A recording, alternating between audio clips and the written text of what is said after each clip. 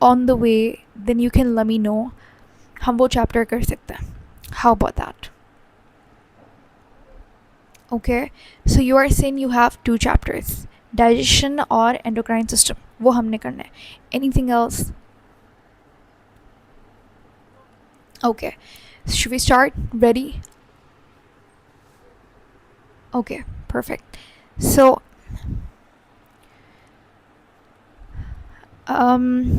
Digestion हमारा chapter है anatomy and physiology का. ठीक है, इसको शुरू करते हैं.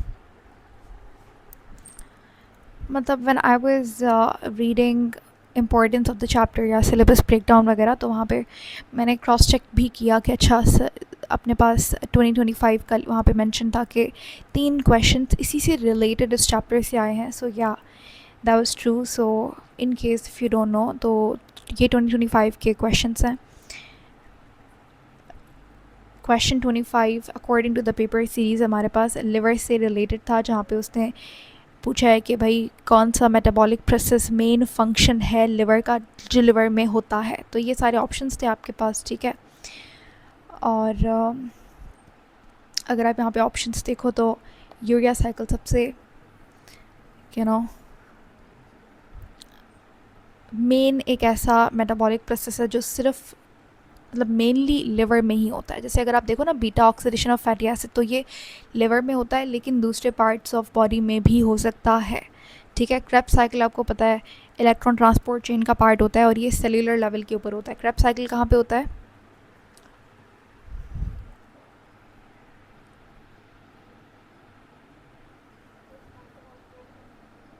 एग्जैक्टली, माइटोकॉन्ड्रियल मैट्रिक्स के अंदर. तो इस तरीके से ये सारे आपके पास ऑप्शंस थे. ग्लाइकोलिसिस हम कहते हैं ग्लूकोज बनता है जब ग्लाइकोजन के टूटने से, तो ग्लाइकोलिसिस उसे कहा जाता है. Now this is confusing because इससे आपको थोड़ा सा ध्यान में रखना है कि सबसे पहली टर्म होती है, मैं आपको जेनेसिस. ठीक है, इसे ग्लाइकोजेनेसिस कहते हैं. और ग्लाइकोजेनेसिस में क्या होता है? ग्लूकोज कन्वर्ट होता है ग्लाइकोजन में. सो ग्लाइकोजेनेसिस. सो ग्लाइको यानी कि ग्लाइकोजन की फॉर्मेशन, जेनेसिस. और यहाँ पे जो एंजाइम आपका हार्मोन काम कर रहा है वो इंसुलिन है. इंसुलिन कौन बनाता है? पेनक्रियास बनाता है. आज हम पढ़ेंगे पेनक्रियास के बारे में.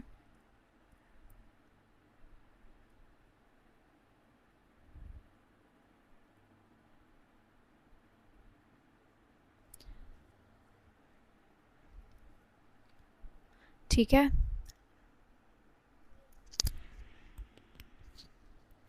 तो ये 2-3 टर्म्स हैं जो कि कंफ्यूज कर सकती हैं आपको. एक है glycolysis. Glycolysis electron transport chain का पहला स्टेप होता है जो साइटोप्लाज्म में हो रहा होता है, यानी कि ग्लूकोज स्टेप टूटता है 2 पायरुवेट के मॉलिक्यूल में और ये 2 पायरुवेट के मॉलिक्यूल्स जाते हैं क्रेब्स साइकिल में. ठीक है, ग्लाइकोजेनेसिस हमारे पास ग्लाइकोजन जब ब्रेक डाउन होता है ग्लूकोज में. यहाँ पे जो हार्मोन है वो कौन सा है? चलो मैं यहाँ पे लिख देते हैं हम.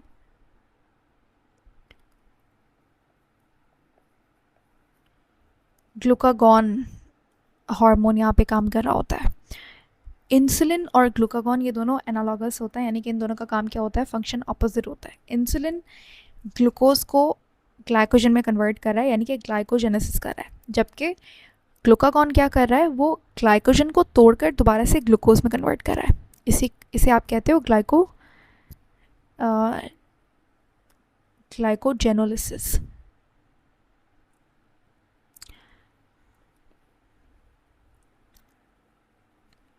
तो ये कुछ ग्लूकोग्लाइको की पजल है. अच्छा, moving ahead. Any questions?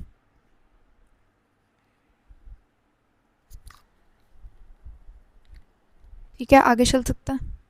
Okay, अच्छा.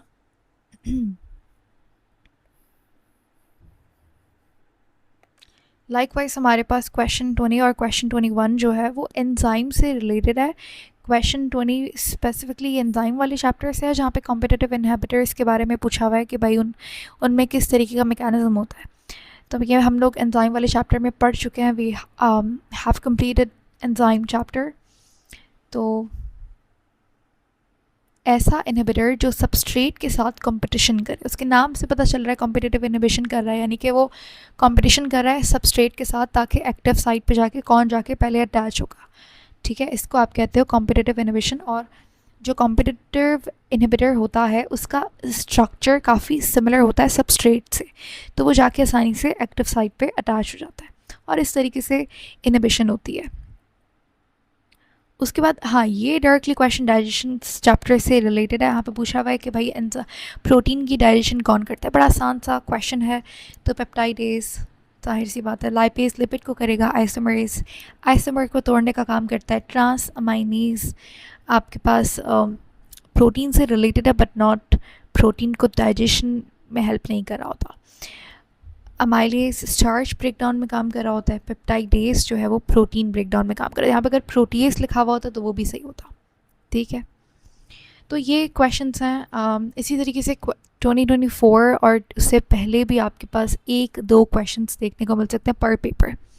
एनीवेज, आज का चैप्टर शुरू करते हैं. डाइजेशन ये एक वन शॉट होने वाला है, so we'll try to complete this chapter आज ही. ठीक है, तो ह्यूमन डाइजेशन के बारे में हम लोग स्पेसिफिकली बात करेंगे क्योंकि हमें anatomy and physiology of human body पढ़ना है. सो हमारे अंदर देखो 2 तरीके की डाइजेशन होती है. एक होती है इंट्रा सेल्यूलर यानी कि सेल के अंदर होने वाली डाइजेशन. एक होती है एक्स्ट्रा सेल्यूलर यानी कि सेल के बाहर हो रही है. मैम सेल के बाहर कहाँ हो रही है? तो बॉडी के अंदर कुछ कैविटीज़ हैं, कुछ खाली जगह, जैसे स्टमक है तो स्टमक में बहुत सारी खाली जगह होती है, तो यहाँ पे डाइजेशन हो रही है. तो इसीलिए इसको हम कहते हैं एक्स्ट्रा सेल्यूलर. सेल्यूलर लेवल पे नहीं हो रही क्योंकि ह्यूमन बॉडी काफ़ी कॉम्प्लेक्स है, तो हमारे अंदर एक्स्ट्रा सेल्यूलर डाइजेशन होती है.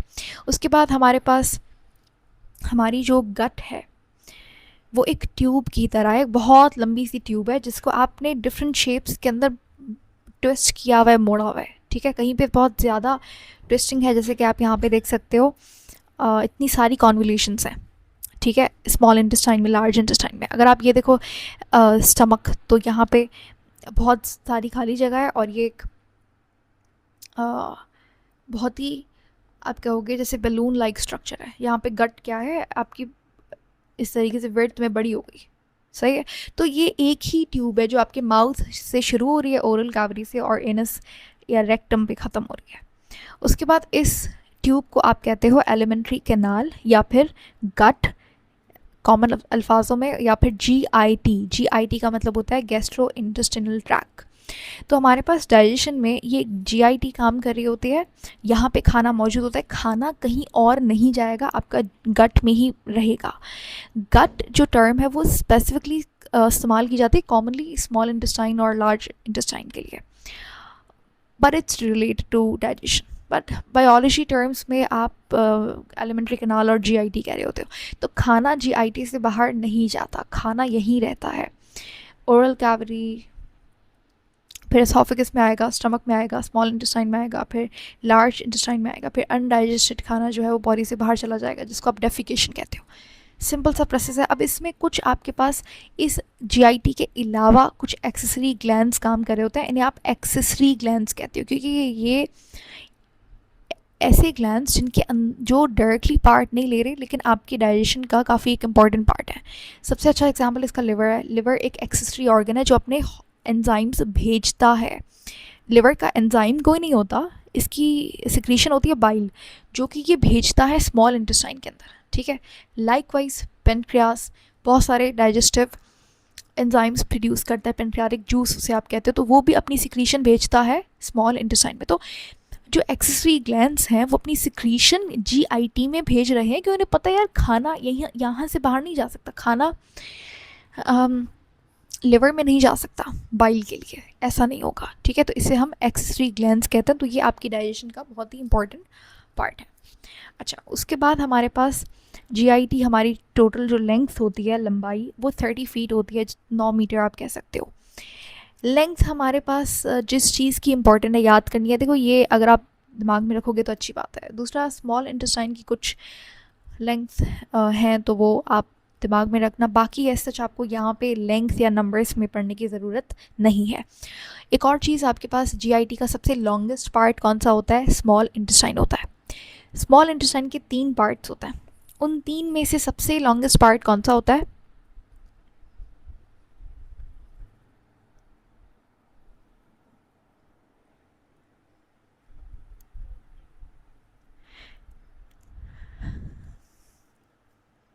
तो वो हम देखेंगे आगे, बट या इट्स नॉट डिडानम, ठीक है। तो अब आपके पास 2 ऑप्शंस रह गए, may be you can think about it जब तक हम स्मॉल इंटेस्टाइन पे आता है। सो हमारे पास बॉडी में 2 तरीके की डाइजेशन होती है, एक होती है मैकेनिकल, एक होती है केमिकल। नाम से पता लग रहा है कि केमिकल डाइजेशन का मतलब होता है जब आपके पास केमिकली खाना टूट रहा है, यानी कि वहाँ पे रिएक्शन हो रहा है, प्रोटीन, असल में प्रोटीन की चेन ब्रेक डाउन हो रही है, वो अमीनो एसिड में कन्वर्ट हो रही है, तो ये केमिकल डाइजेशन है। मैकेनिकल क्या है? जहाँ पे आप मैकेनिकल फोर्स लगा के उसे जस्ट बड़े इस फूड पार्टिकल्स को छोटे फूड पार्टिकल्स में तोड़ रहे हो। जैसे प्रोटीन है, उसको लंबी प्रोटीन की चेन थी, हमने क्या किया, उसे छोटी छोटी प्रोटीन की चेन्स में तोड़ दिया, लेकिन है अभी भी वो प्रोटीन ही, तो इसे आप मैकेनिकल डाइजेशन कहते हो। Mechanical digestion refers to the break down of food. सिर्फ यहाँ पे क्या हो रहा है? ब्रेक डाउन हो रहा है खाने का। मेनली मैकेनिकल डाइजेशन कहाँ कहाँ पे होती है? ये आपके पास माउथ में होती है, जब आप खाने को चबाते हो, च्यू करते हो, इसको आप क्या कहते हो? मेस्टिकेशन, ठीक है। उसके बाद मैकेनिकल डाइजेशन आपको देखने को मिलती है स्टमक में। स्टमक में जो स्टमक में मसल्स होता है काफ़ी तेज़ी से मूव करता है, इस तरीके से वेव लाइक मूवमेंट होती है उनके अंदर, ठीक है। आपने कभी ऑब्जर्व भी किया होगा, आपको लगता है ना, अच्छा ये पेट से कौन सी आवाज़ आ रही है, तो वो ये वाली मूवमेंट ही होती है। इससे मैकेनिकल डाइजेशन होती है खाने की। इस मूवमेंट को आप कहते हो चर्निंग, ठीक है, चर्निंग, ठीक है। तो ये आपके पास मैकेनिकल डाइजेशन हो गई। मैकेनिकल डाइजेशन इतनी है सच ज़्यादा कहीं और पार्ट में देखने को नहीं मिलती। जबकि केमिकल डाइजेशन जो है, it refers to the process जहाँ पे कंपाउंड्स जो है हाई मॉलिक्यूलर वेट का मतलब क्या है कि जो मैक्रो मॉलिक्यूल्स हैं, बायो मैक्रो मॉलिक्यूल्स, जैसे प्रोटीन, कार्बोहाइड्रेट, लिपिड, वो टूट रहे हैं अपने स्मॉल मोनोमर्स के अंदर, ठीक है। बायो माइक्रो मॉलिक्यूल मोनोमर में टूट रहे हैं, तो पॉलीमर मोनोमर में टूट रहा है, प्रोटीन अमीनो एसिड में टूट रहा है, lipid triglyceride plus fatty acid में टूट रहा है, इस तरीके से। तो ये केमिकल डाइजेशन है। ये आपके पास माउथ से लेकर इंटेस्टाइन में होती है, तो ज़्यादा केमिकल डाइजेशन हो रही है। उसके बाद मैकेनिकल डाइजेशन माउथ में हो रही है, स्टमक में हो रही है, ज़्यादातर माउथ में हो रही है, ठीक है। माउथ में टीथ की वजह से हो रही है। उसके बाद केमिकल डाइजेशन आपको major part chemical digestion stomach में हो रही है, लेकिन उसके अलावा स्मॉल इंटेस्टाइन में भी बहुत सारी चीज़ें केमिकली डाइजेस्ट होती हैं। केमिकल डाइजेशन करने के लिए एंजाइम्स बड़े इंपॉर्टेंट है। मैकेनिकल डाइजेशन में सिर्फ large food particles mechanically break down हो रहे हैं, स्मॉल के अंदर बता चुके हैं सब कुछ, ये भी सेम पॉइंट रिपीट हो रहा है। तो मैकेनिकल डाइजेशन का फ़ायदा क्या है कि जब आप लार्ज पार्टिकल्स को छोटे पार्टिकल्स में कन्वर्ट कर देते हो तो एंजाइम उस पर आके अच्छे से काम कर सकता है, ठीक है। तो इससे होता क्या है, आप उसकी सरफेस एरिया को बढ़ा रहे हो फॉर एंजाइमेटिक रिएक्शंस। सो ये फ़ायदा है मैकेनिकल डाइजेशन करने का। ऑफ कोर्स आप अगर एक बहुत ही बड़ा बाइट लेते हो, ठीक है, बहुत बड़ा निवाला लेते हो, उसको इंगल्फ करना भी काफ़ी मुश्किल है, सही है। हम कहते हैं ना जितना चबा चबा के खाओ, क्यों कहते हैं? क्योंकि आप जितना छोटा उसे तोड़ोगे उतने ही अच्छे से एंजाइम्स काम करेंगे, क्योंकि आप क्या कर रहे हो, उसे मैकेनिकली डाइजेस्ट करके उसका सरफेस एरिया बढ़ा रहे हो, तो एंजाइम अच्छे से रिएक्शन कर सकता है। ओके, ये हमारे पास है alimentary canal, mouth, oral cavity. उसके बाद फेरिंग्स कहते हैं common passage for food and air. यहाँ पे खाना और हवा दोनों का रास्ता अलग अलग हो जाता है, ठीक है। इन दोनों की राहें जो है वो अलग हो जाती हैं। तो जो एयर है वो ट्रैकिया में जाती है, खाना जो है वो एसोफेगस में जाता है। मैम खाना ट्रैकिया में भी तो जा सकता है, हवा अगर स्टमक में चली गई तो कोई मसला नहीं है, और ऐसा होता भी है। अगर आप जल्दी जल्दी खाना खाओगे ना तो एयर ट्रैप होती है स्टमक में, that's not a problem. Problem ये है अगर खाना गलती से ट्रैकिया में ना चला जाए। तो ट्रैकिया के ऊपर इस तरीके से देखो, ट्रैकिया का थोड़ा बता दूँ मैं।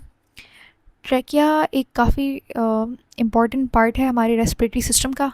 इसको विंड पाइप कहते हैं। इसके ऊपर कार्टिलेज के बने हुए सी शेप्ड रिंग्स होती हैं। क्या होती हैं? रिंग्स होती हैं। ये रिंग्स क्यों होती हैं? ताकि बेटा जो ट्रैकिया है वो कॉन्स्ट्रिक्ट ना कर जाए, ठीक है।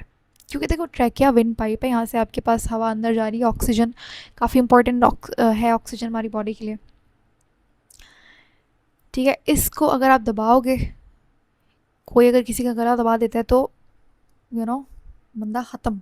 क्योंकि ट्रैकिया काफ़ी सेंसिटिव पार्ट है, उसको आप अगर दबाओगे, कॉन्स्ट्रिक्ट करोगे तो बॉडी को ऑक्सीजन नहीं मिल सकेगी। अच्छा, दूसरी बात ये कि आपके पास मैम खाना ट्रैकिया के अंदर क्यों नहीं जाता? क्योंकि बेटा यहाँ पे जो ट्रैकिया की ओपनिंग है ना, उसको आप कहते हो ग्लॉटस। ग्लॉटस के ऊपर इस तरीके से फ्लैप लाइक स्ट्रक्चर होता है, ये भी कार्टिलेज से बना हुआ है। देख रहे हो कार्टिलेज की कितनी इंपॉर्टेंस है। हमने पिछला चैप्टर जो पढ़ा था स्केलेटन वाला, तो कार्टिलेज की बहुत इंपॉर्टेंस है, ठीक है। बोन की तो है ही, बट कार्टिलेज भी कोई कम नहीं है, ठीक है, उसको कम नहीं समझना। सो खैर, ये इसको कहते हैं एपीग्लॉटस। ग्लॉटस के ऊपर एक ढक्कन की तरह स्ट्रक्चर होता है, कैप लाइक स्ट्रक्चर। तो खाना जब आप इंगल्फ करते हो, ठीक है, निगलते हो, तो ये एपीग्लॉटस ट्रैकिया के मुंह को कवर कर लेता है, ठीक है। तो इसलिए खाना जो है वो डाइवर्ट हो जाता है एसोफेगस के अंदर। एसोफेगस क्या है? फूड पाइप है। अब ये एसोफेगस जो है ये आपके पास स्टमक में ओपन हो रही होती है। ये आपको स्टमक दिख रहा है, ये लिवर है, ये गॉल ब्लैडर है। गॉल ब्लैडर क्या करता है? लिवर बाइल प्रोड्यूस करता है, गॉल ब्लैडर इस बाइल को स्टोर करने का काम करता है। कुछ लोगों में यहाँ पे क्या होता है, गॉल ब्लैडर स्टोन हो जाता है, गॉल स्टोन इसे कहते हैं। तो इस गॉल ब्लैडर को रिमूव कर दिया जाता है, कट कट कट, ठीक है। इसको कॉलीसिस्टेक्टोमी कहते हैं, इस सर्जरी को। पहले तो होती थी ओपन सर्जरी, और अब हमारे पास it's more simpler.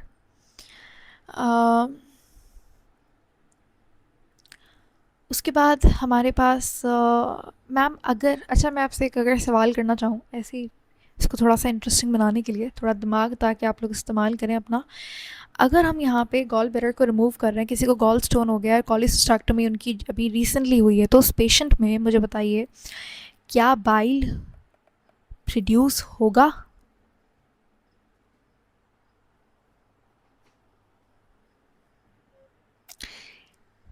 Bile produce होगा। देखो मैंने बताया था लिवर का काम क्या होता है, बाइल को प्रोड्यूस करना। गॉल ब्लैडर का काम होता है बाइल को स्टोर करना। हमने तो गॉल ब्लैडर निकाला ना, लिवर तो नहीं निकाला।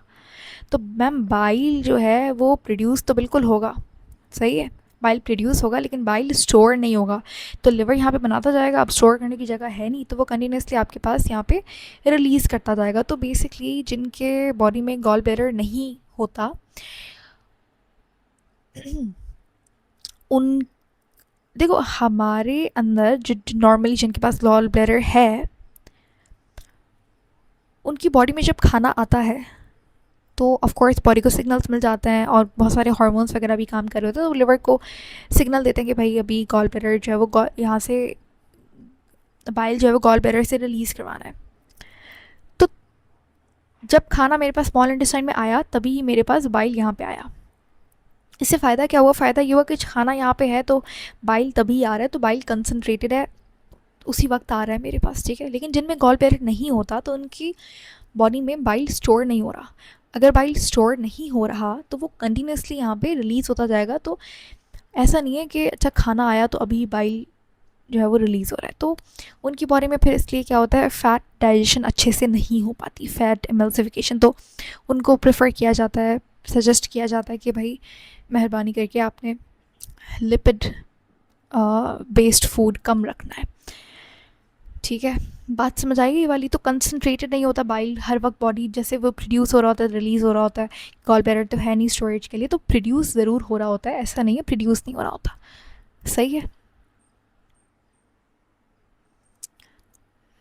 अच्छा आगे चलते हैं। हमारे पास ये पेनक्रियास आपको दिख रहा है, ये भी एक एक्सेसरी ऑर्गन है।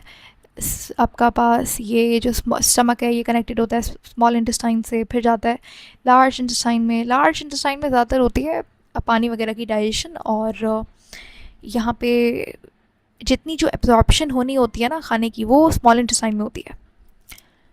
और फिर वो एब्जॉर्ब्ड फूड पार्टिकल्स नहीं कहोगे आप उन्हें, वो अब मोनोमर्स हैं आपके पास, वो फिर ब्लड में जाता है। ठीक है, ब्लड में कैसे जाते हैं उनका भी एक अलग ही एक गेम चल रही होती है, वो भी देखेंगे हम, हिपैटिक पोर्टल सिस्टम कहते हैं उसको। खैर, तो लार्ज इंटेस्टाइन में ज़्यादातर जो अनडाइजेस्टेड पार्टिकल्स होते हैं वो जाते हैं। उसके बाद हमारे पास जो जो चीज़ें डाइजेस्ट नहीं हो सकी बॉडी में, वो हम लोग बॉडी से बाहर जाती हैं वो। ठीक है, फीकल मटेरियल आप उसे कह सकते हो, रेक्टम में स्टोरेज होती है उसकी। उसके बाद ये जो पैसेज है, जो सेकंड ओपनिंग है आपकी जीआईटी की, उसे आप एनस कहते हो। यहाँ पे दो स्फिंक्टर्स होते हैं जो कंट्रोल करते हैं। तो ये आपके पास मोटा मोटा यही स्ट्रक्चर है जीआईटी का। अब आपको कुछ नहीं है, ये एक एक पार्ट को अच्छे से पढ़ना है। सबसे पहले अच्छा मैं बता दूं होता क्या है। सबसे पहले आप करते हो सिलेक्शन ऑफ फूड, कि भाई आपने सेलेक्ट कर लिया। फिर होती है डाइजेशन। डाइजेशन हो गई। डाइजेशन का मतलब क्या है कि आप कॉम्प्लेक्स फूड पार्टिकल्स को सिंपलर के अंदर कन्वर्ट करो। आप जो पॉलीमर्स हैं, बायो मैक्रोमोलिक्यूल्स, उनको कन्वर्ट करो मोनोमर में। तीसरा हमारे पास जैसे ही जो डाइजेस्टेड फूड है वो क्या होता है बेटा, एब्जॉर्ब होता है। तो क्या होती है, एब्जॉर्प्शन होती है। चौथा फिर हमारे पास जो चीज़ एब्जॉर्ब नहीं हो पाती वो बॉडी से बाहर जाती है, जिसको आप क्या कहते हो, इजेशन। ठीक है, तो पहले आपने क्या की, इंजेशन की। इंजेशन का मतलब क्या, आपने इंजेस्ट किया खाने को।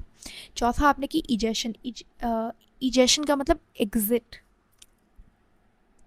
बाहर निकालना अनडाइजेस्टेड मटेरियल को। इजेशन का दूसरा नाम क्या है, डेफिकेशन।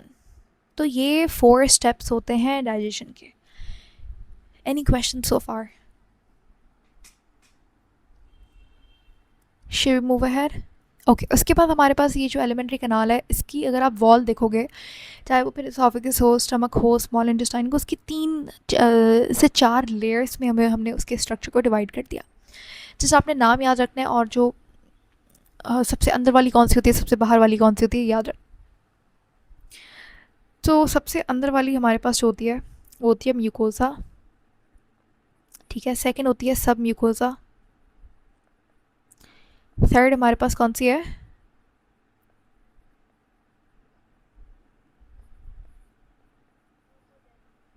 मस्कुलरस। ठीक है, फिर है सेरोसा। अब आपके पास जो डाइजेस्टिव ग्लैंड्स होते हैं, जो जूस प्रोड्यूस कर रहे होते हैं, वो ज़्यादातर सब म्यूकोसा वाली लेयर में होते हैं। जैसे अगर आप बात कर रहे हो स्टमक के बारे में, तो स्टमक में जो गैस्ट्रिक ग्लैंड्स हैं, ठीक है, वो मौजूद होता है सब म्यूकोसा में। इसी तरीके से जो स्मॉल इंटेस्टाइन में ग्लैंड्स हैं, ब्रूनर्स ग्लैंड वगैरह हो गया, तो वो स्मॉल इंटेस्टाइन में प्रेजेंट होता है। ये आप स्ट्रक्चर यहाँ पे देख सकते हो। ये सबसे अंदर वाला जो है वो है म्यूकोसा।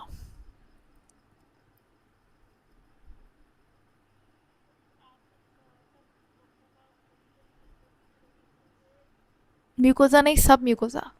सब म्यूकोसा के अंदर मेजॉरिटी ऑफ आपके पास जो ग्लैंड्स मिलेंगे ना आपको, डाइजेस्टिव ग्लैंड्स जो प्रोड्यूस करे होते हैं डाइजेस्टिव फूड, वो सब म्यूकोसा में मिलता है। ठीक है, अगर मैं आपको यहाँ पे दिखाऊँ इस पिक्चर में, तो ये देखो, ये हमारे पास सबसे सबसे अंदर वाली तरफ ना बहुत, क्योंकि सरफेस एरिया हमने बढ़ाना होता है, so we have a lot of finger like projections, जिनको विलाय कहा जाता है। इसका प्लूरल होता है विलस। ठीक है, इसका काम होता है एब्जॉर्प्शन और खाने की मूवमेंट वगैरह। अगर स्मॉल इंटेस्टाइन है तो वहाँ पे विलस की प्रेजेंस काफ़ी ज़्यादा होगी, क्योंकि वहाँ पे एब्जॉर्प्शन होनी है। तो हम ये जो है वो हमारे पास स्मॉल इंटेस्टाइन का ही पार्ट है। तो अंदर की तरफ आपको यहाँ पे विलाई दिख रहा है। ये आप देख रहे हो, ये जो फिंगर लाइक प्रोजेक्शन है आपके पास, इसको आप विलाई कहते हो। अब उसके नीचे आ जाओ, उसके सेकंड टू द लास्ट हमारे पास क्या है, म्यूकोसा है। ये लेयर क्या कहलाती है, म्यूकोसा कहलाती है। फिर आपके पास आ गई ये वाली लेयर। ठीक है, इसको आप क्या कहते हो, जिसकी मैं बात कर रही हूँ ना, सब म्यूकोसा, वो ये है सब म्यूकोसा। यहाँ पे आपको ये दिख रहा है, ये ग्लैंड है, ये देखो लिखा हुआ भी है, ग्लैंड एंड सब म्यूकोसा। ठीक है। उसके बाद है मस्कुलरिस, ये रहा। मस्कुलरिस में असल में मसल्स होता है। कौन से मसल्स होता है? वेस्ट्रल ऑर्गन है तो कौन सा मसल होगा?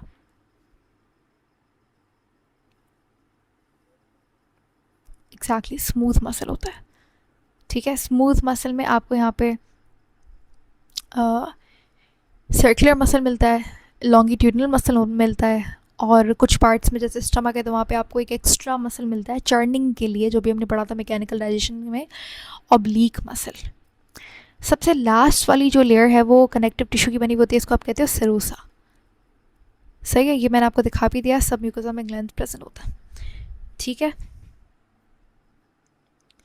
सो लेयर्स ऑफ एलिमेंट्री कैनाल, हम अंदर से बाहर की तरफ जा रहे हैं। सबसे अंदर होती है म्यूकोसा, सबसे इनर मोस्ट लेयर है ये एपिथेलियल सेल्स की बनी हुई होती है। आपको यहाँ पे आपको ग्लैंड्स वगैरह मिलते हैं, but glands, majority of the glands are found in submucosa. ठीक है, तो म्यूकोसा के अंदर आपको एब्जॉर्ब, मेन काम जो म्यूकोसा का है वो है एब्जॉर्प्शन, क्योंकि इसके ऊपर ही आपको विलाई मिलता है।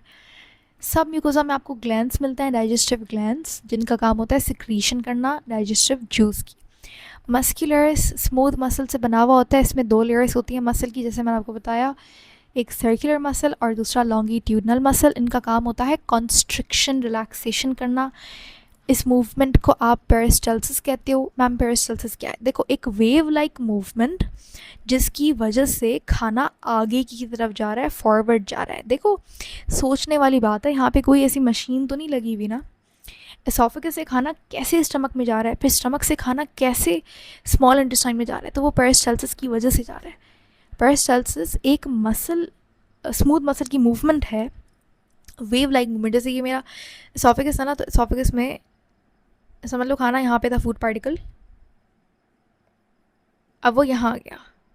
ठीक है, अब ये यहाँ पे आएगा तो कॉन्स्टेंट होकर फिर और नीचे जाएगा, फिर इस तरीके से स्टमक में जाएगा। स्टमक में फिर आपके पास पेरिस्टल्सिस होती है, तो खाना स्मॉल इंटेस्टाइन, तो ये जो फॉरवर्ड मूवमेंट है खाने की, ये पेरिस्टल्सिस की वजह से होती है।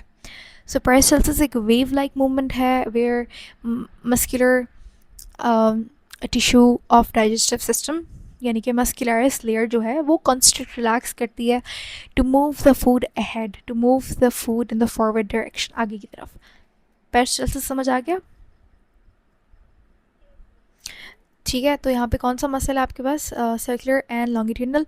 स्टमक में एक और मसल देखने को मिलता है, क्योंकि स्टमक में बहुत तेज़ी से आपके पास मतलब तेज़ी से नहीं, स्ट्रॉन्ग मूवमेंट होती है मसल्स की, क्योंकि वहाँ पे चर्निंग भी हो रही है। रिमेंबर अभी हमने बात की थी मैकेनिकल डाइजेशन की,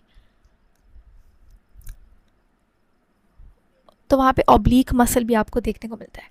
उसके बाद है सेरोसा। सेरोसा को एडवेंटेशिया भी कहते हैं। ये आउटर मोस्ट लेयर होती है, कनेक्टिव टिश्यू की बनी हुई होती है, कवरिंग का काम कर रही होती है, प्रोटेक्शन वगैरह का। सही हो गया, तो ये लेयर्स थी आपके पास। आगे हम बात करेंगे ओरल कैविटी के बारे में, थोड़ा सा मैं यहाँ पे बता दूँ आपको।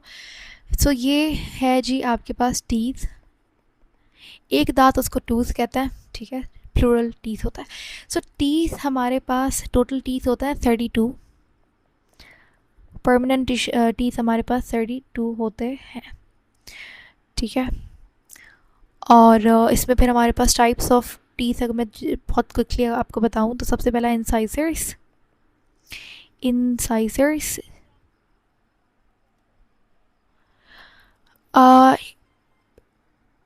It's recommended to just remember the names. ठीक है, एंड इतना मुश्किल नहीं है। ठीक है, आसान है, बहुत आसान है।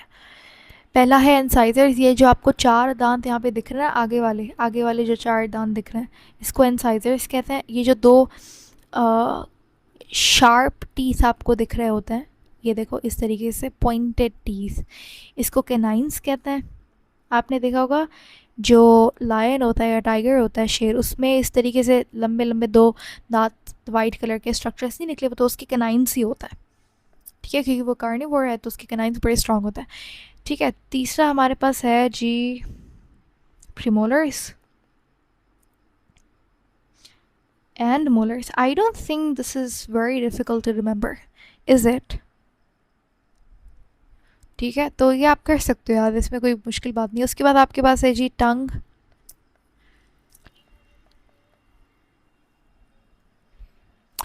अच्छा, now you want to know the number. तो देखो 4 ये हमारे पास हो गए इंसाइजर्स। अच्छा, मैं आपको जो बता रही हूँ ना, ये मैं एक जॉ का बता रही हूँ, ठीक है बेटा, ये मैं 2 का नहीं बता रही। 2 आप फिर कैलकुलेट कर लेना, कैलकुलेट खुद से। तो ये मैं एक का बता रही हूँ। 4 अगर ऊपर है मेरे पास इंसाइजर्स, तो मेरे पास 4 नीचे इंसाइजर्स हैं। सही है।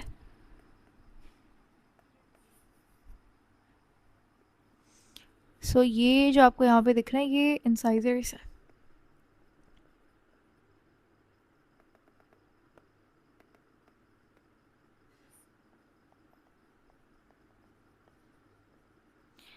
ये हमारे पास हो गए जी 2 किनाइंस।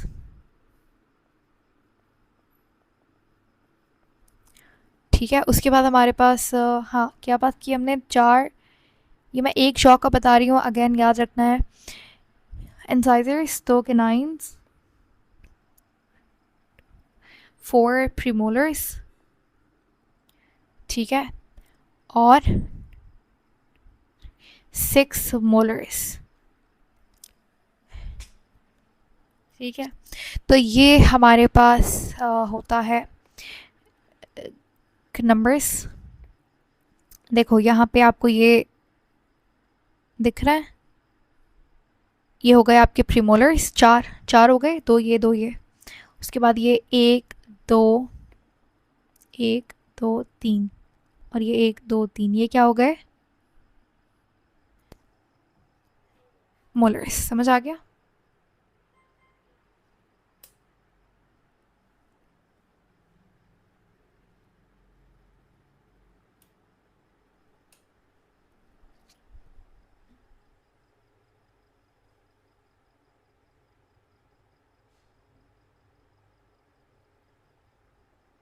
अच्छा, उसके बाद आगे हमारे पास टंग की बात आती है। एक और चीज़ हमारे पास, ऊपर वाली जो जॉ होती है उसे हम कहते हैं क्या, मैक्सिला। और नीचे वाली जॉ को हम कहते हैं मैंडिबल। ठीक है, लोअर जॉ, अपर जॉ। मूवेबल कौन सी होती है, मैंडिबल मूवेबल होती है, मैक्सिला इमूवेबल होती है, मूव नहीं कर सकते आप उसे। टंग की बात करते हैं तो टंग का काम होता है मेनली टेस्टिंग के अंदर, स्वेलिंग में हेल्प करती है, मूवमेंट ऑफ फूड में हेल्प करती है। ठीक है, ये दांतों को भी हेल्प करती है खाने को च्यू करने में, क्योंकि अगर ज़बान का देखो मेन काम सिर्फ टेस्टिंग नहीं होता, मूवमेंट भी बहुत इंपॉर्टेंट होती है। अच्छा, उसके बाद इस मूवमेंट की वजह से ही खाना और सलाइवा मिक्स हो पाते हैं आपस में। एंड ऑफ कोर्स बोलना सबसे मेन फंक्शन है टंग का। ठीक है, व्हाट एल्स। ठीक है, अच्छा, टंग के ऊपर इस तरीके से रेस्ड स्ट्रक्चर्स होते हैं, इन्हें आप पैपिला कहते हो। इनके अंदर हमारे पास पे टेस्ट बड्स प्रेजेंट होते हैं। टेस्ट बड्स मेन 4-5 तरीके के टेस्ट बड्स होते हैं, बिटर, स्वीट, सावर, ऑर्गन्स होता है, लास्ट एक और दूसरा होता है। एक चीज़ी टेस्ट के लिए भी टेस्ट बड्स अलग होता है। तो ये 4-5 टेस्ट के टाइप्स होते हैं हमारे पास। अच्छा, उसके बाद हमारे पास ये जो अपर आपको रूफ ऑफ, ये क्या है, ये रूफ ऑफ माउथ जो है, ये कहलाती है पैलेट। ठीक है, अब पैलेट हमारे पास एक होती है सॉफ्ट पैलेट, एक होती है हार्ड पैलेट। अब आप खुद अभी, if you touch your tongue to the top of your mouth, so आपके पास जो आगे वाला पार्ट है, यानी कि ये वाला हिस्सा, this is more harder. And if you touch your tongue at the back of your mouth top, तो this is more softer. Can you do that? इसको हम कहते हैं हार्ड पैलेट, इसको कहते हैं सॉफ्ट पैलेट। सही है। सॉफ्ट पैलेट हेल्प करता है ताकि खाना जो है वो ओरल कैविटी से नेज़ल कैविटी में ना चला जाए। तो नेज़ल कैविटी ओरल कैविटी को सेपरेट करने का काम कौन कर रहा है, सॉफ्ट पैलेट कर रहा है। सॉफ्ट पैलेट पीछे की तरफ होता है, डोर्सल साइड पे। उसके बाद ये आपको ये कैसा स्ट्रक्चर दिख रहा है, इसको यूला कहते हैं। ठीक है, ये स्वेलोइंग में हेल्प कर रहा होता है। तो ये मेन पॉइंट्स आपके पास ओरल कैविटी के। अब यहाँ पे एक और चीज़ जो बड़ी मेन इंपॉर्टेंट है, यहाँ पे नज़र नहीं आ रही है आपको, लेकिन वो क्या है, वो है सिलरी ग्लैंड्स। सही है, सिलरी ग्लैंड्स। आगे पढ़ते हैं उसके बारे में। सिलरी ग्लैंड्स का काम क्या होता है, सलाइवा प्रोड्यूस करना। सही है। अच्छा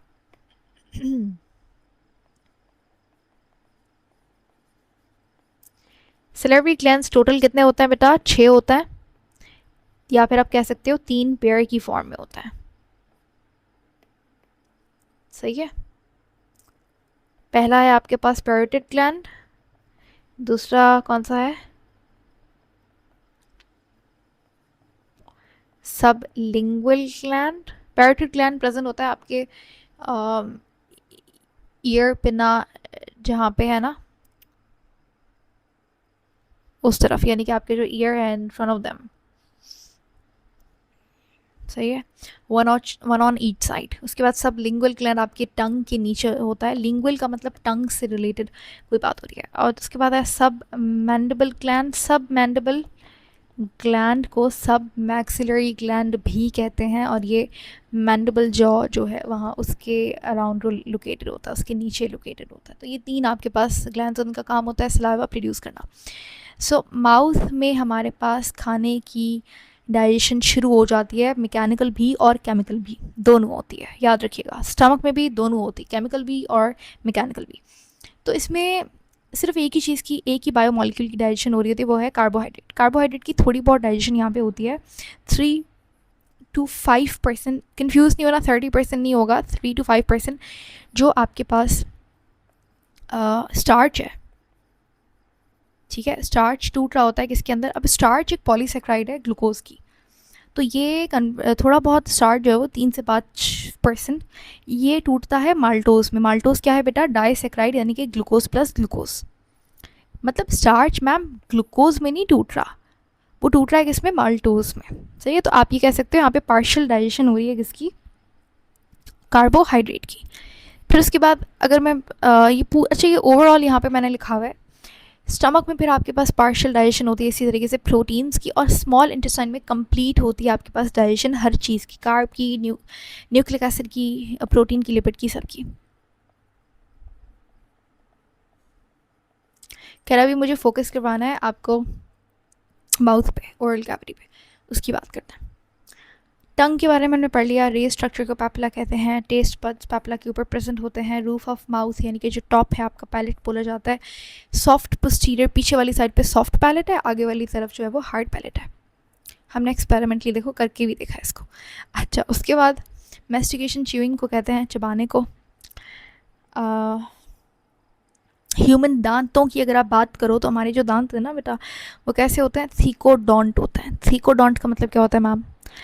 यानी कि अगर ये जॉ है तो हमारे दांत इस तरीके से शोपीस की तरह रखे हुए नहीं है हमारी जॉ के ऊपर, वो इम्बेडेड है हमारी जॉ में। सही है, मैं बहुत बार पहले भी मेंशन कर चुकी हूँ ये बात। ठीक है, इसीलिए इसको कहते हैं थीकोडोंट। इस प्रॉपर्टी को क्या कहते हैं? थीकोडोंट। सही है। They are embedded in the jaw. Socket है जॉ के अंदर, उसके अंदर दांत जो है वो धसा हुआ है, घुसा हुआ है अंदर। ठीक है। हेट्रोडोंट किसे कहते हैं? यानी कि डिफरेंट टाइप्स ऑफ टीथ है, इसलिए हेट्रोडोंट बोलेंगे। डोंट का मतलब टीथ से रिलेटेड।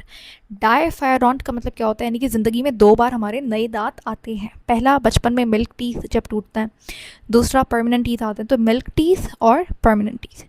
मिल्क टीथ को आप डेसिडस टीथ भी कहते हो, और जो बाद में आता है वो परमानेंट होता है। फिर बाद में जब आप बिल्कुल एज हो जाएगी आपकी, when you will be old, तो उस वक्त परमानेंट दांत भी टूट जाते हैं। लेकिन वो जब टूट गए ना परमानेंट, तो फिर नए नहीं आते। सही है, 2 बार ही आता है दांत, तो इसलिए डायफायरोन कहा जाता है। परमानेंट टिश्यू 32 होता है, कहते हैं ना 32 मत दिखाओ अपनी। सो ये यहीं से रिलेटेड है कि पूरा इतना।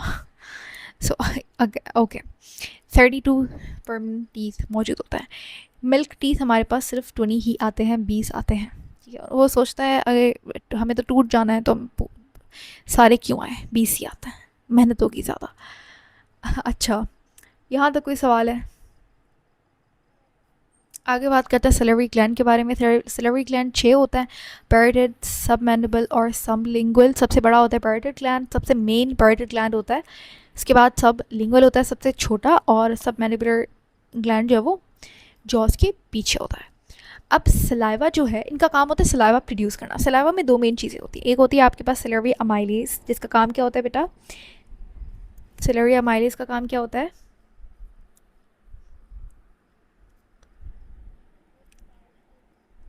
ब्रेक डाउन करना माल्टोस में। दूसरा हमारे पास ये जो सलाइवा है इसके अंदर और भी चीज़ें होती हैं, वाटर वगैरह होता है, म्यूकस होता है। तो अब ये जो सिलेवरी ग्लैंड्स हैं, ये अगर आप देखो पैरोटिड ग्लैंड को तो ये सिर्फ सिलेवरी अमाइलेज ही प्रोड्यूस कर रहा है, लेकिन अगर आप ये वाले दो ग्लैंड्स को देखो तो ये आपके पास salivary amylase plus mucus produce कर रहे होते हैं। ठीक है, उसके बाद यहाँ पे इनकी लोकेशंस लिखी हुई हैं, बता दी है मैंने आपको सारी। सलाइवा के बारे में अगर हम बात करें तो इसमें पानी होता है, म्यूकस होता है, 80% इसमें पानी मिलता है। उसके बाद कुछ इंपॉर्टेंट आयन्स मिलते हैं, जैसे बाइकार्बोनेट आयन हो गया क्लोरीन आयन आपको यहाँ पे मिलता है, sodium positive, potassium positive, 4 main ion आपको यहाँ पे मिलते हैं। इनका काम होता है पीएच को मेंटेन करना।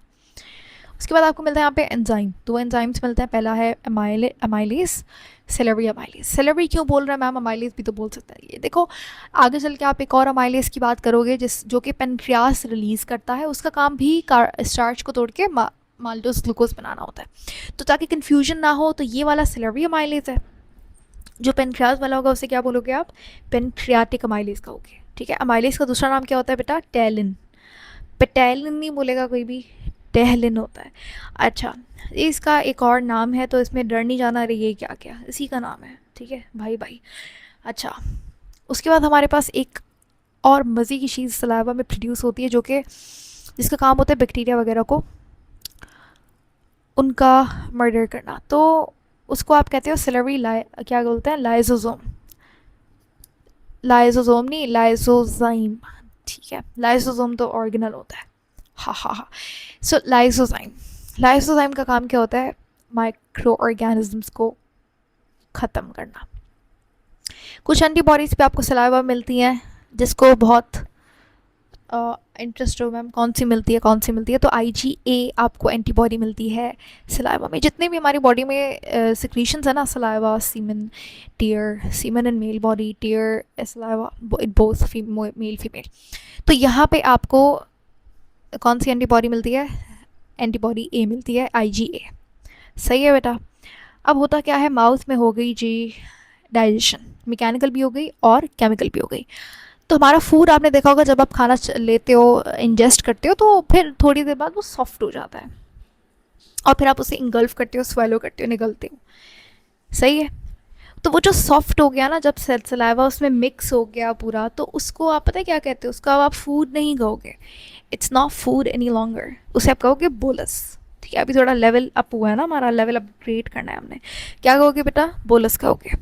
सही है। उसके बाद आप ये बोलस क्या करते हो बेटा, स्वेलो करते हो, एंड देन ये जाता है एसोफेगस के थ्रू स्टमक में। एसोफेगस सिर्फ एक रोड है, एक हाईवे है, जो बोलस को लेना पड़ता है स्टमक तक पहुंचने के लिए। एसोफेगस में कोई भी डाइजेशन नहीं होती, वो तो रोड है ना, उसका काम ही बस मंजिल तक पहुंचाना है।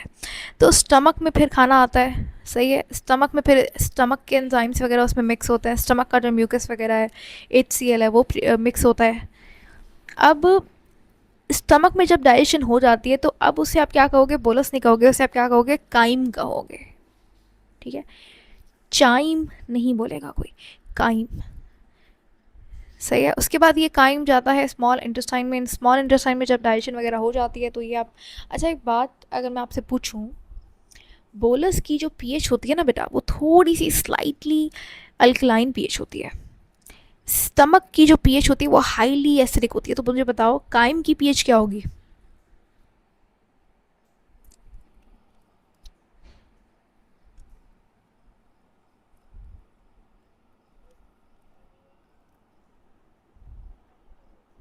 Crime is highly acidic.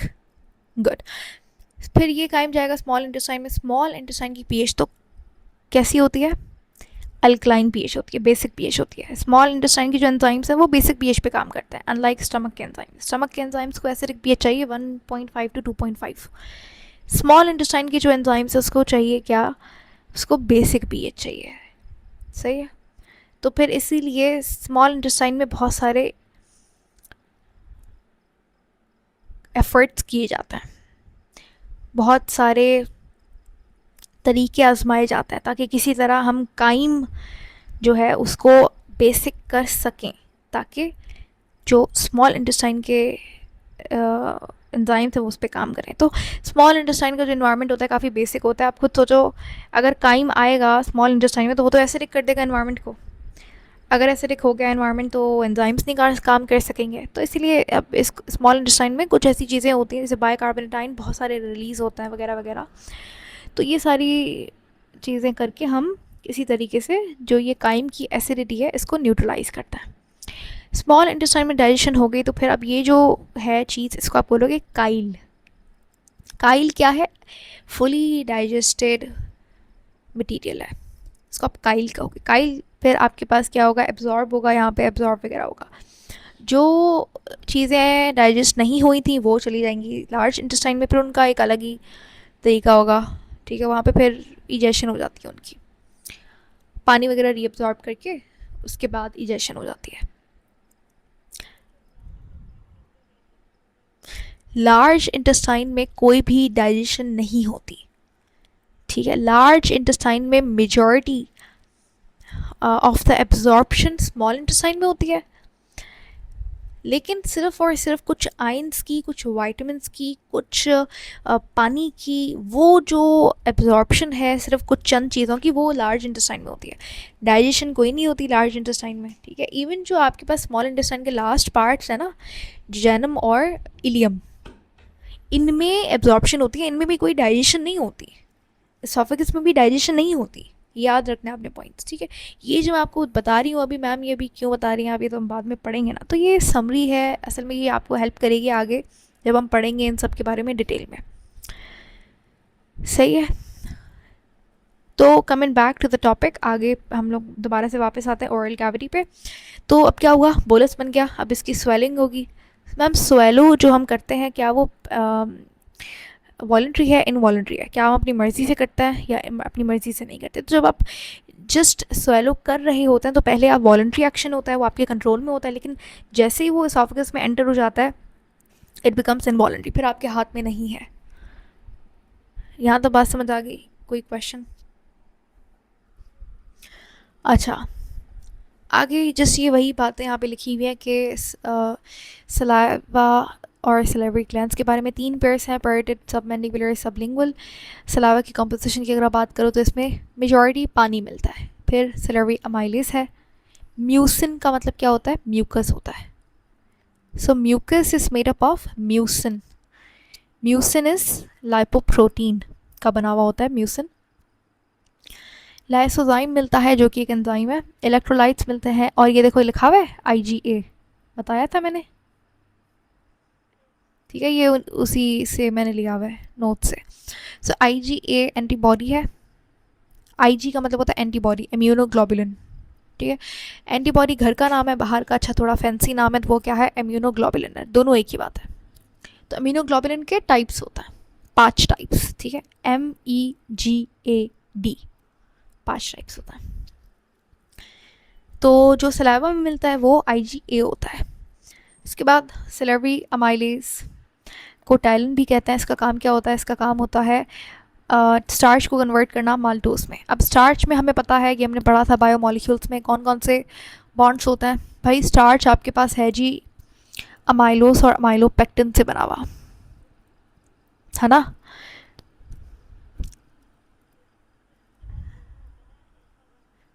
Exactly इसके पास दोनों होते हैं, क्योंकि इसके पास ब्रांच स्ट्रक्चर भी होता है, इसके पास अनब्रांच्ड भी होता है। तो अल्फ़ा 1,4 जो है और यहाँ पे है जी आपके पास कौन सा? अनब्रांच्ड, ठीक है। अल्फ़ा 1,6 जो है वो ब्रांच्ड के अंदर बॉन्ड होता है।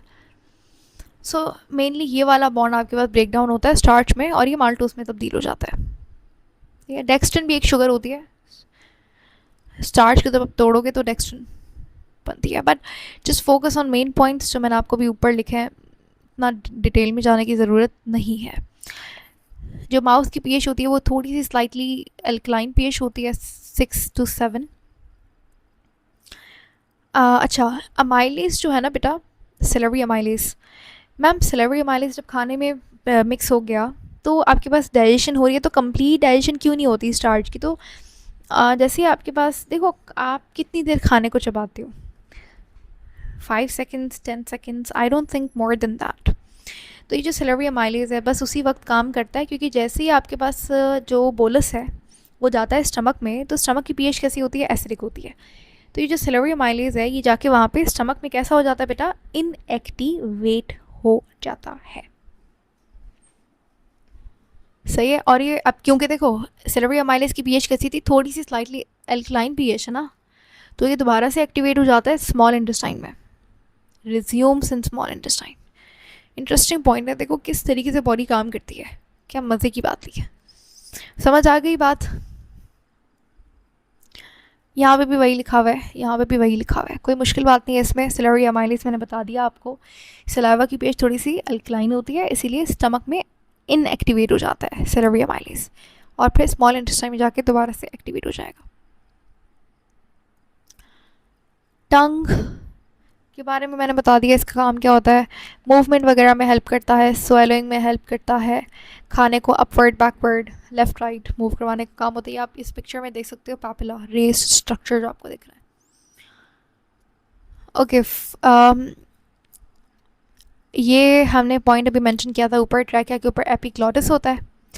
एपिग्लॉटिस का काम क्या होता है, खाने को ट्रैकिया में जाने से रोकना, उसे डाइवर्ट करना टू एसोफेगस। एपिग्लॉटिस एक तरीके का इलास्टिक कार्टिलेज है, सही है। ट्रैकिया के ऊपर जो सी शेप्ड कार्टिलेज होता है ना बेटा, वो कौन सा कार्टिलेज होता है, वो हेलन कार्टिलेज होता है, वेरी गुड। और जो एपिग्लॉटिस है वो इलास्टिक कार्टिलेज है, ई से एपिग्लॉटिस, ई से इलास्टिक, याद हो जाएगा।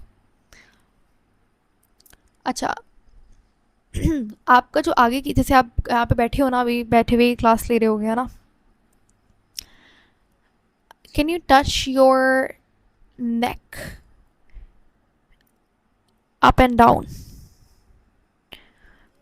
आपको इस तरीके से एक ऐसा रफ स्ट्रक्चर दिख रहा है जैसे कोई पता नहीं क्या हो, तो वो जो आपको दिख रहा है ना वो कार्टिलेज की रिंग्स ही हैं बेटा। तो आगे की तरफ आपके पास ट्रैकिया होता है, और ट्रैकिया के पीछे ट्रैकिया के डॉर्सल साइड पे क्या होता है बेटा, एसोफेगस होता है। सो एसोफेगस क्या है, डॉर्सल टू ट्रैकिया है। एसोफेगस को आप इस तरीके से टच करके फील नहीं कर सकते, क्योंकि आगे की तरफ ट्रैकिया है, पीछे की तरफ मेरे पास है ना एसोफेगस, तो वो आप ऐसे महसूस नहीं कर सकते। सही है, देख लिया। अच्छा लगा था आपको ऐसा रफ स्ट्रक्चर, स्मूथ तो नहीं है ना, तो वो रिंग्स ही हैं आपके पास। उसके बाद स्वेलोइंग कंट्रोल कौन करता है, मेडुला का, क्योंकि मैंने बताया ना आपको कि पहले वॉलंटरी होती है स्वेलिंग, फिर क्या होती है, इनवॉलंटरी हो जाती है, तो वो फिर ब्रेन कंट्रोल कर रहा होता है। इनवॉलंटरी का मतलब यही है ना, आपकी कंट्रोल में नहीं है, आपका ब्रेन कंट्रोल कर रहा है। तो कौन सा पार्ट, मेडुला कंट्रोल कर रहा होता है स्वेलिंग को। एसोफेगस की अगर आप बात करो तो यहाँ पे, अच्छा ये बड़ा मज़े का एक डायग्राम है, यहाँ पे नेज़ल कैविटी है, ओरल कैविटी है, फिर आपको यहाँ पे दिख रहा है फेरिंग्स, ये फेरिंग्स है। फेरिंग्स के 3 पार्ट्स होते हैं ना, नेज़ोफेरिंग्स जो नोस नेज़ल कैविटी से करीब होता है, ओरोफेरिंग्स, और एक होता है लेरेंजोफेरिंग्स। सही है, ये लेरिंग्स है, लेरिंग्स के करीब जो होगा वो लेरेंजोफेरिंग्स है। ये हाइपोफेरिंग्स उसी को बोला हुआ है, ये लेरेंजोफेरिंग्स है, ये ओरोफेरिंग्स है, ये नेज़ोफेरिंग्स है। तो हवा और खाना दोनों यहाँ पे कॉमन पैसेज, ये फेरिंग्स। फिर आगे देखो, ये देखो यहाँ पे ये ट्रैकिया है, यहाँ पे ये एसोफेगस है, और ये आपको दिख रहा है ये क्या है, ट्रैकिया की ओपनिंग पे जो आपको मिलता है फ्लैप लाइक स्ट्रक्चर, एपिग्लॉटिस।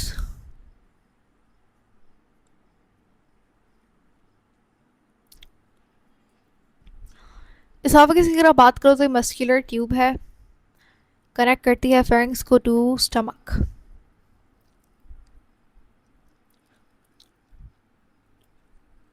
अच्छा एसोफेगस में कोई भी डाइजेशन नहीं होती, यहाँ पे आगे की तरफ खाने को मूव करवाया जाता है पेरिस्टालसिस के थ्रू। ट्रैकिया जो है उसमें esterified squamous epithelial tissue present होता है। ये आपका एसोफेगस है, ये आपका स्टमक है, इन दोनों के दरमियान में एक होता है स्फिंक्टर। खाना यहाँ से यहाँ जाना है ना, ऐसा तो नहीं होगा ना कि स्टमक से खाना एसोफेगस में भी जा सकता है, तो उसको रोकने के लिए हमारे पास क्या मौजूद होता है, स्फिंक्टर। स्फिंक्टर का काम होता है वन वे मूवमेंट करवाना। ठीक है, तो जब खाना एसोफेगस से स्टमक में आता है तो ये स्फिंक्टर खुलता है, वैसे ही स्फिंक्टर बंद रहता है। इसको आप कहते हो ईसोफेजियल स्फिंक्टर। क्या बोलते हो इसको? Oesophageal sphincter, lower oesophageal sphincter. इसका एक दूसरा नाम भी है कार्डिक स्फिंक्टर। इसको कार्डिक स्फिंक्टर क्यों कहता है मैम? ये हार्ट में तो प्रेजेंट नहीं है, फिर इसको कार्डिक स्फिंक्टर क्यों कहता है वो मैं आपको बताऊंगी थोड़ी देर में, जब हम स्टमक की बात करेंगे। इसका काम क्या होता है? इसका काम होता है वन वे मूवमेंट करवाना, ताकि गलती से खाना जो है वो रिफ्लक्स ना हो जाए, यानी कि पीछे की तरफ ना चला जाए।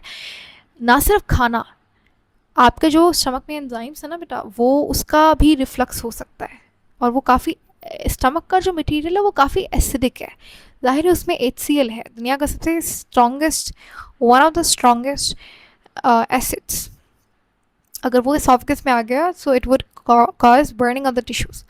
सो उसको प्रिवेंट करने के लिए एसोफेगस में हमारे पास क्या प्रेजेंट होता है? स्फिंक्टर। अच्छा, अगर आपके पास स्फिंक्टर बंद ना हो किसी भी वजह से, तो जो स्टमक कंटेंट है वो एसोफेगस में आ जाएगा। जैसे प्यूकिंग के टाइम पे जब वॉमिट होती है, तो यही होता है ना कि आपके पास जो स्टमक कंटेंट है वो आप क्या करते हो, आपकी ओरल कैविटी से मुंह से बाहर निकालते हो। सो एनीवेज, वहाँ पे भी क्या हो रहा है कि रिफ्लक्स हो रहा है। सो किसी भी रीज़न की वजह से अगर फेलियर ऑफ स्फिंक्टर हो जाए, स्फिंक्टर बंद नहीं हुआ है, काम नहीं कर रहा है किसी भी रीज़न की वजह से, तो that is called as gastro esophageal reflux disease, GERD जिसे कहते हैं। एक और चीज़, इसको लोअर ईसोफेजियल स्फिंक्टर या फिर आप इसे और अच्छे से गैस्ट्रो ईसोफेजियल स्फिंक्टर कह सकते हो, क्योंकि ये एसोफेगस और स्टमक के दरमियान में प्रेजेंट है। गैस्ट्रिक वर्ड जो है वो स्टमक से रिलेटेड है। यहाँ तक कोई सवाल?